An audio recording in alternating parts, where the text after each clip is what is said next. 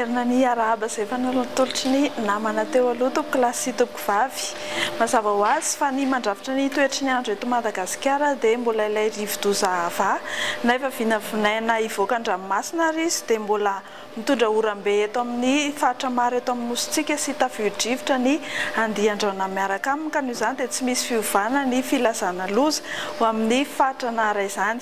Etsy andanin'izay ihany koa dia misy rivo-doza miforona ao amin'ny ranomasimbe indiana izay nomeny ny Australiana anarana hoe Irvine satria moa mbola any amin'ny fahadra-masina Australiana no misy azy. Izany hoe raha marimarina kokoa dia mihoatra ny 4,000 kilometatra atsinanany nosiny misy ny fohibeny mazava ho azy fa tsy misy fiantraikany amin'ny toetry ny andro eto Madagasikara.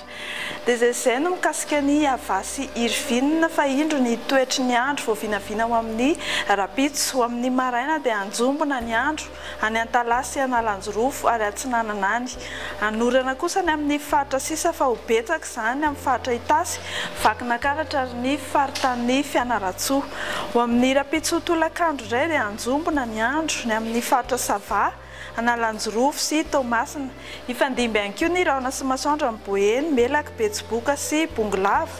Anoram-baratra ny faritra Menabe, Atsimo andrefana ary anorana ny amin'ny faritra sisa fa ho betsaka izany amin'ny faritany Fianaratsoa, Anosy sy Androy. Mahakasika ny maripana indray dia ho amin'ny rapitso maraina ny maripana ambany indrindra dia 12 degré Celsius izay hitantsika amin'ny faritany Antananarivo sy ny any amin'ny faritra Vakinankaratra iny. Ho amin'ny rapitso tolakandro ny maripana ambony indrindra dia 5,3 degré Celsius any Toliary ary 4,3 degré Celsius ny faritra Morondava sy ny manodidina azy. Dia izay ny vaovao mahakasika ny toetry ny andro mametraka ny mandrapitava vetivety tompoko.